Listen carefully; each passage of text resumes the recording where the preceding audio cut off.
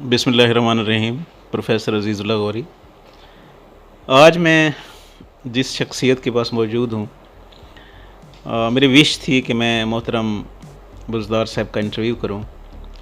और बहराम बुज़दार साहब जो हैं, ये माशाअल्लाह यहाँ बार में भी एक जाना पहचाना नाम है। साबिक़ प्रेसिडेंट भी यहाँ पर रहे हैं बार के, और इनकी एफ़िलिएशन, जो पॉलिटिकल एफ़िलिएशन है, वो पीपल्स पार्टी के साथ है। और मैं बड़ा हैरान होता हूँ कि ये ऐसे वर्कर हैं कि जिस तरह के भी हालात रहे पीपल्स पार्टी के, मोहतरम बहराम बुज़दार साहब ने हमेशा पीपल्स पार्टी का साथ दिया। तो सादा अल्फाज में हम ये कह सकते हैं कि ये पीपल्स पार्टी के जियाला वर्कर हैं, और ऐसे जियाले अब भी मौजूद हैं पीपल्स पार्टी के, और इन जियालों की वजह से माशाल्लाह पीपल्स पार्टी अब भी कायम और दायम है। तो बुज़दार साहब पहले तो थोड़ा अपने बारे में बताएंगे, उसके बाद फिर अपनी पॉलिटिकल एफिलिएशन के बारे में बताएंगे। अच्छा, एक और चीज़ भी मैं बता दूं कि मोहतरम बहराम बुज़दार साहब जो हैं, ये डिस्ट्रिक्ट प्रेसिडेंट हैं पाकिस्तान पीपल्स पार्टी के डीजी खान के। तो बुज़दार साहब प्लीज़ ज़रा थोड़ा सा अपने बारे में बता दें। बिस्मिल्लाहिर्रहमानिर्रहीम। सबसे पहले तो गौरी साहब आप तशरीफ़ लाए, मेरे लिए बहुत एज़ाज़ की बात है, क्योंकि आप हमारे टीचर भी हैं, प्रोफेसर बात और आपकी खिदमत हैं, और अब आपने ये थोड़ा सा आपने एक शौक़ के लिए ये सिलसिला शुरू किया है, तो मैं आपको वेलकम करता हूँ। जी, पाकिस्तान पीपल्स पार्टी से मेरा आज से ताल्लुक़ नहीं है, ये हमारा एक बहुत लंबा पुराना सिलसिला है। हमारे बुज़ुर्ग भी पीपल्स पार्टी में थे, एक्टिव वर्कर तो नहीं थे, बहरहाल वोटर थे। तो उसके बाद जब मैं पीपल्स पार्टी की सियासत, जब मैं कॉलेज में 86 में मैंने एडमिशन लिया, तो उस वक्त से मैंने PSF में इसका हिस्सा लिया। उस वक्त से लेकर आज तक ये 2086 और 2023 का सफ़र पाकिस्तान पीपल्स पार्टी और शहीद ज़ुल्फ़िकार अली भुट्टो के साथ है। और मेरे लिए ये बड़ा एज़ाज़ है कि मैं शहीदों की पार्टी और मैं एक मुल्क की बहुत बड़ी पार्टी का हिस्सा हूँ। जी। अच्छा सर, ये इसकी क्या वजह है कि जिस तरह पाकिस्तान पीपल्स पार्टी डिक्लाइन हो गई पंजाब में, यानी पहले तो पाकिस्तान पीपल्स पार्टी के अलावा कोई और पार्टी होती नहीं थी। मुस्लिम लीग नून बाद में फिर उसने कम्पीट किया, लेकिन आहिस्ता आहिस्ता फिर ये एलिमिनेट होती गई पीपल्स पार्टी, उसकी जगह PTI ने संभाल ली। यानी अक्सर जो पीपल्स पार्टी के जियाले हैं वो उधर शिफ्ट हो गए PTI में। तो सर इसकी क्या रीज़न क्या होगी? जी, इसकी बिल्कुल वजूहत हैं। आपकी बिल्कुल बात ठीक है कि पीपल्स पार्टी पंजाब में कमज़ोर हुई है, मगर उसके पीछे एक पूरा एक सिलसिला भी है। आप देख लें कि शहीद ज़ुल्फ़िकार अली भुट्टो के टाइम से लेकर शहीद रानी तक पीपल्स पार्टी पंजाब में हमेशा जीतती रही है। अब ये देखिए कि मुतवातिर एक एस्टेब्लिशमेंट आर्मी मुख्तलिफ हल्का अहबाब ने, पीपल्स पार्टी उनके लिए खौफ था, क्योंकि मुल्क की वहद जमात है जो अवामी जमात थी। शहीद ज़ुल्फ़िकार अली भुट्टो को इसी मकसद के लिए मारा गया कि अवाम में इतनी पजीराई, उसके पीछे जो महरक़ात और भी थे, जिसमें एटमी टेक्नोलॉजी, दीगर मामलात, इस्लामी बैंक का क़याम वगैरह, ये शहीद ज़ुल्फ़िकार अली भुट्टो का, जो कि इस हमारे मुल्क की सिर्फ एस्टेब्लिशमेंट नहीं, अमेरिका को भी ये पसंद नहीं था, जिसकी पादाश में हमारे शहीद हो गए, उनको फांसी दी गई। तो मुतवातिर हमें पंजाब में क्रश किया गया। हमारी जगहों पे ऐसे ऐसे लोग, हमारा हर इलेक्शन छीना गया, हर इलेक्शन छीना गया। शहीद रानी का इलेक्शन हो, 88 में हमारा इलेक्शन हम जीते, मगर हमारे साथ क्या हुआ कि 18 महीने के बाद हमारी हुकूमत ख़त्म कर दी गई। उसके बाद हमारे, जैसे कि आज भी हो रहा है, हमारे कैसे किस तरह से आदमी तोड़े गए। उसके बाद 93 में पाकिस्तान पीपल्स पार्टी की गवर्नमेंट आई। तो देखे ना, कभी सोच सकते थे कि फ़ारूक लगारी जैसे लोग, इतनी वफ़ादार पार्टी के, वो हमारे पीठ में छुरा घोंप के हमारे लिए क्या हशर करते रहे। मुतवातिर हमारे साथ एक मंसूबे के तहत पंजाब में हमें, और ख़ास तौर पे पंजाबी अशराफिया को उजागर किया गया।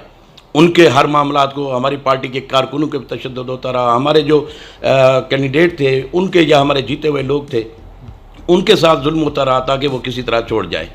तो इस तरह वक्फे से यकीनन बड़ी एक जदोजहद है, मगर ऐसा आज भी नहीं है। यकीनन वो सूरत हाल नहीं है। यकीनन आज भी मैं समझता हूँ पंजाब पाकिस्तान पीपल्स पार्टी का गढ़ है। इंशाअल्लाह ताला ये 2024 जनवरी में इलेक्शन हो रहे हैं, आप रिज़ल्ट देखेंगे, इंशाअल्लाह ताला शहीद ज़ुल्फ़िकार अली भुट्टो का फिर नारा गूंजेगा।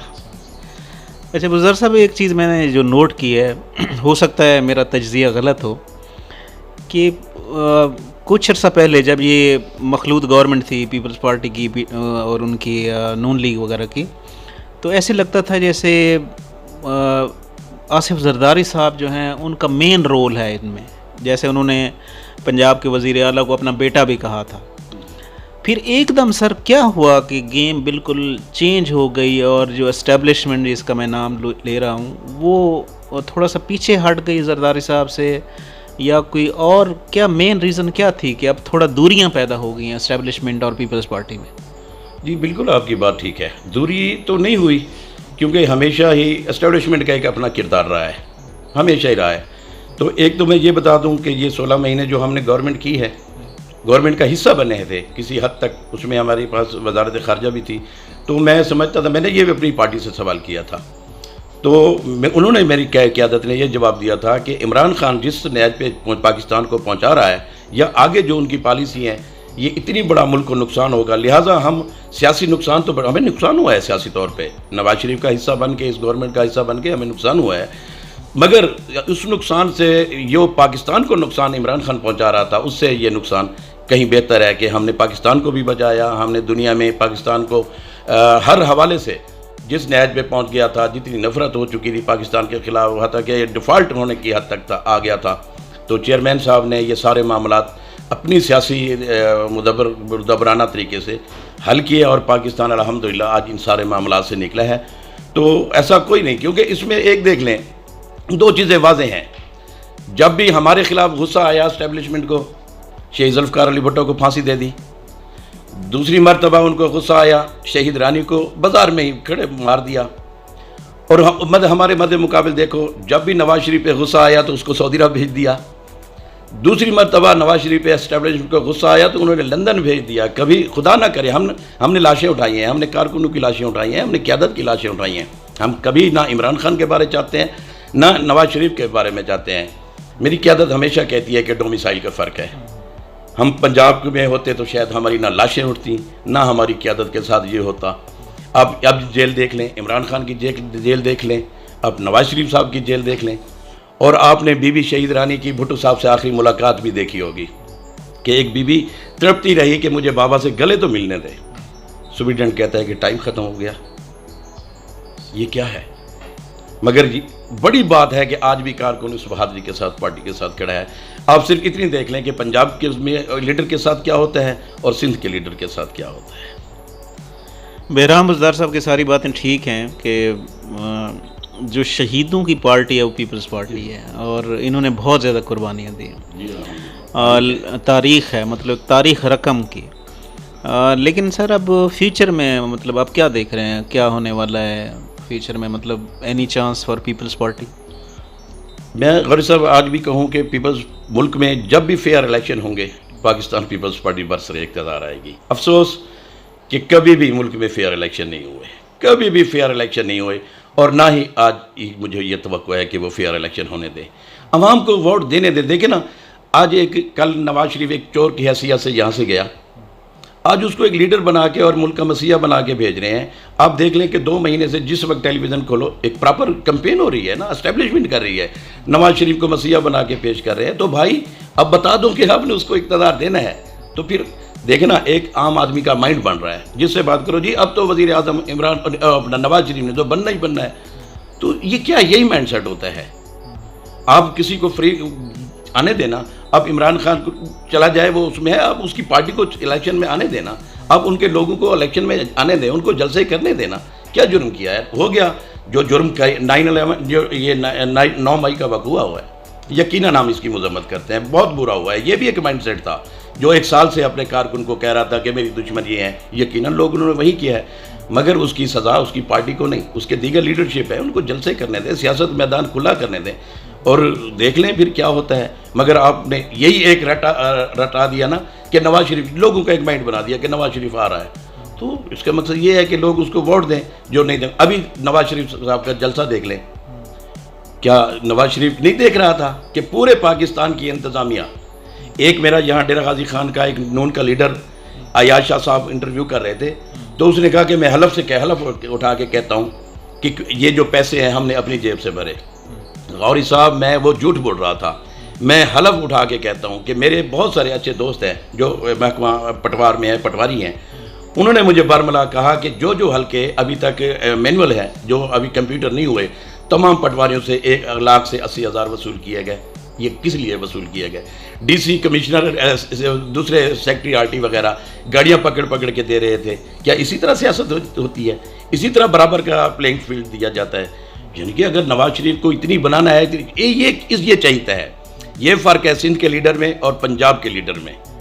अब जब भी बात होती है, गुस्सा आपको जरदारी 11 साल तक तो उसको जेल में रखने से गुस्सा नहीं है, अब ख़त्म हुआ।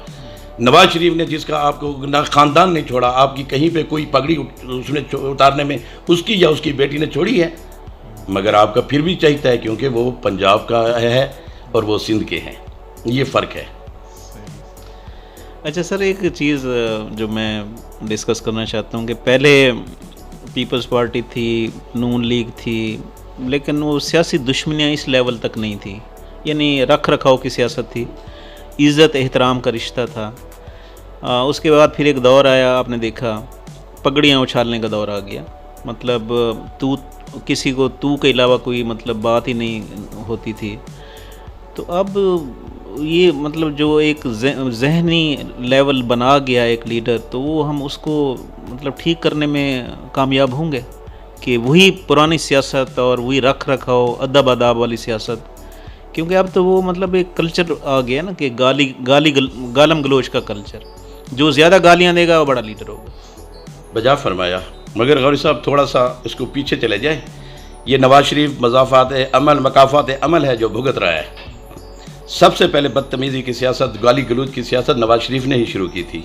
आपको याद होगा जब शहीद रानी, उसमें सबसे पहले तस्वीरें किसने शहीद रानी की फेंकी थी? ये इसी नवाज शरीफ ने। शहीद रानी जब असम्बली में आती थी, पीली टैक्सी के नारे कौन मारता था? यही नून मारती थी। बीबी की किरदार कशी कौन करती थी? यही नून करती थी। बीबी को सिक्योरिटी रिस्क किसने कहा? इसी नून ने कहा। बीबी के खिलाफ जितनी हद तक वो गिरी हुई गुफ्तगू कर सकते थे, इसी नवाज शरीफ और इसकी पार्टी ने की। मगर पीपल्स पार्टी क्योंकि एक सियासी जमात है, सियासत पे जो यकीन रखती है, कभी भी गाली का जवाब वो गाली नहीं देती, वो सियासत बेहतरीन इंतकाम का नारा लगाती है। आज उसके खिलाफ ये जो आया है ना फितना, मैं इसको फितना कहता हूँ, और ये उसके कर रहा है, ये खुदा की तरफ से उसकी तरफ से हो रहा है। आज जिनके वो करता रहा, आज वही नवाज शरीफ के साथ हो रहा है। जब तक ये बदतमीज़ी सियासत कराई जाती है, ये भी कराई जाती है, इसके पीछे भी एक पूरा सिस्टम है। अब तो बड़ा मुश्किल हो गया है संभालना। अब तो गाली के सिवा कोई बात नहीं हो सकती। अब सियासत में किरदार कशी के सिवा बात नहीं हो सकती। आप सियासत करते हैं, आपकी माओ बहनों के मामलात आते हैं, और ये वीडियो स्कैंडल किसने सबसे पहले शुरू की है? जजेस की वीडियो बनी हुई है, हमारी फौज की वीडियो बनी हुई है, ब्यूरोक्रेसी की वीडियो बनी हुई है। ये किसने की? ये मरियम मीडिया सेल है। ये आज भी ये अगर नवाज इमरान की टीम कर रही है तो बदतमीज़ी का बाजार सबसे पहले उन्होंने गर्म किया था। आज उसका मकाफात अमल है, वो भुगते।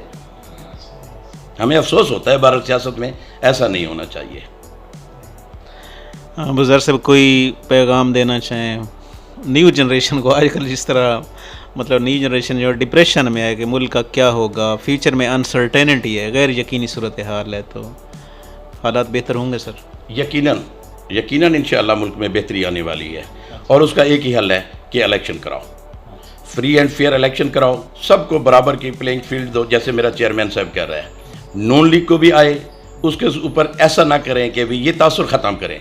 अच्छा, ये तासुर हुकूमत तो आनी जानी है, ये इदारों के लिए नुकसानदेह है। कल तक इदारों के जो लोग एहतराम करते थे, आज बरमला गालियाँ देते हैं। अगर गालियाँ नहीं देते तो दोस्तों में बैठ के कंपनी में गालियाँ देते हैं। फ्री एंड फेयर इलेक्शन कराएं, जिसको अवाम मुंतखब करे वो आके हुकूमत करे, और उसको फ्री एंड फ्री हुकूमत भी करने दें, उनको इख्तियारात भी इस्तेमाल करने दें, तो इंशाअल्लाह ताला मुल्क में बेहतरी आ जाएगी, पाकिस्तान बेहतर होगा। और आज मैं एक पैगाम देना चाहता हूँ पाकिस्तान के बिलखुसूस नौजवानों को कि इस मुल्क का लीडर, नौजवान लीडर सिर्फ बिलावल भुट्टो जरदारी साहब हैं, और उस जैसा पाकिस्तान में, ये तो पूरी दुनिया कह रही है, हमारी लीडरशिप कह रही है कि उस जैसा ना ज़हीन, सब्र वाला, हौसले वाला और सियासत को समझने वाला पाकिस्तान में उस लेवल का कोई लीडर नहीं है। बिलावल आएगा तो सब कुछ बेहतर होगा, मुल्क की सियासत भी बेहतर होगी। बाकी वोट है जिसको दे दें, लोग इलेक्शन कराएं, सबसे हमारा मुतालबा यही है, इलेक्शन कराएं। मेहरबानी सर, टाइम देने का बहुत बहुत शुक्रिया। थैंक्स लॉर्ड, बहुत बहुत शुक्रिया। Thank you sir, thank you.